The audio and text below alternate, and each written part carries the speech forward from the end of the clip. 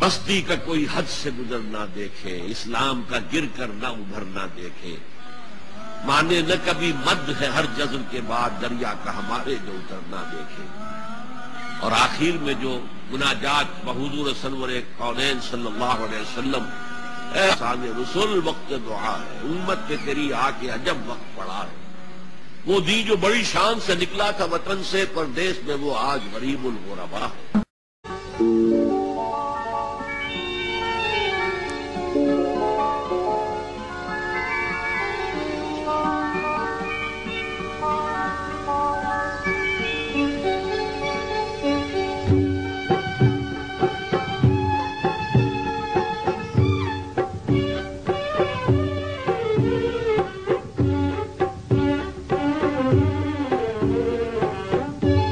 دلیل صبح روشن ہے،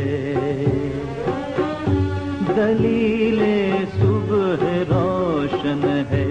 ستاروں کی تنکتا بھی افق سے آفتاب ابھرا، افق سے آفتاب ابھرا، گیا دورے گرا خوابی،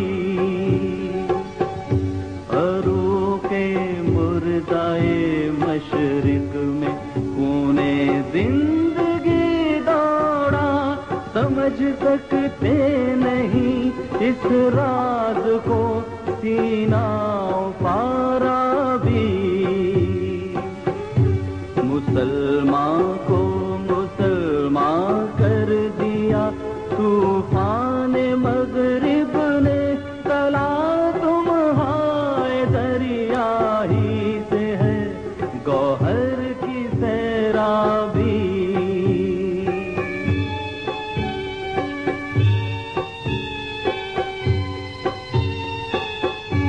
عطا مومن کو پھر درگاہ حق سے ہونے والا ہے، شکوہ ترکمانی ذہن ہندی نطق عربی، اثر کچھ خواب کا غنچوں میں باقی ہے تو اے بلبل نوارا تلخ تر میزن ذوق نغمہ کمیابی، تڑپ صحنے چمن میں آشیاں میں شاخ ساروں میں، جدا پارے سے ہو سکتی نہیں تقدیر سیما بھی،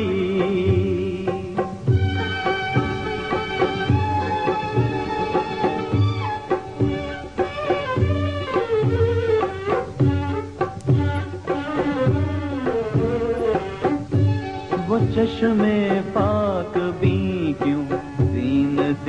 برگستواں دیکھے، نظر آتی ہے جس کو مرد غازی کی جگر تابی، ضمیر لالا میں روشن چراغے آرزو کر دے، چمن کے ذرے ذرے کو شہید جستجو کر دے،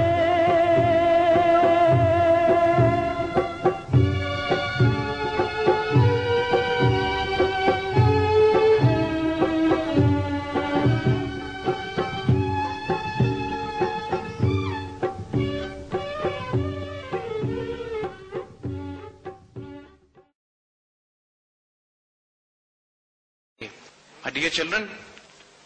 اس پاکستان کو عام ملک نہیں سمجھنا، آنے والے دور میں جو کچھ ہونے والا ہے اس تقدیر کو اللہ تعالیٰ نے اس خطے زمین سے ظاہر کرنا ہے۔ آئے ہم آپ کو بتائیں کہ علامہ اقبال جو وقت کا کلندر، جو وقت کا درویش، جس کو اللہ نے خوشخبریاں اور بشارتیں دے کر بھیجا تھا، علامہ اقبال کا پورا کلام آپ اٹھا کے دیکھ لیجئے، وہ ایک نسل پیدا کرنا چاہتے ہیں جس کا مقصد خلافت اللہ میں ناج النبوہ کا دوبارہ قیام ہے، ایک ایسی اسلامی ریاست، ایک ایسی ریاست کہ جس کی بنیادیں خلافت راشدہ پہ ہوتی ہے، لیکن اس ریاست کو قائم کرنے سے پہلے جو نسل پیدا کرنی ہے جس نسل کو جس خطہ زمین پر پیدا کرنا تھا پہلے وہ خطہ زمین بھی حاصل کرنا لازم تھا کہ اس خطہ زمین کے بغیر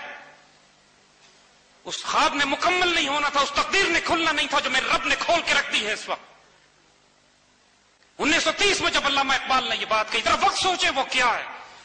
تاریخی اس قدر کی خلافت ہے عثمانیہ تباہ برباد کر دی گئی ہے مغلوں پر,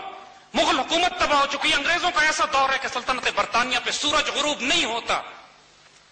اس دور میں جب تمام دنیا میں مسلمان غلام ہو چکے ہیں, کسی کے پاس جرأت نہیں ہوتی امت مسلمہ میں کہ آواز بلند کرے مسلمانوں کی عزت اور آبرو کی حفاظت کے لیے. اس وقت ایک درویش 1930 میں اذان دیتا ہے کہ ہم ہندوستان میں حکومت میں حصہ نہیں لیں گے, ہم بر اعظم توڑ کے اپنا ملک بنائیں گے. دنیا نے کہا دیوانے کی پڑھ, پاگل کا خواب, ہونے والا نہیں, کیسے ہو سکتا ہے, ناممکنات. 1938 میں علامہ اقبال کا انتقال ہونے لگتا ہے. یاد رکھیے گا اس وقت پاکستان ریزولوشن بھی پاس نہیں ہوئی ہے. اب یہاں پہ ذرا یہ اللہ کا راز سمجھیے گا. جب اقبال سے لوگوں نے طنز کیا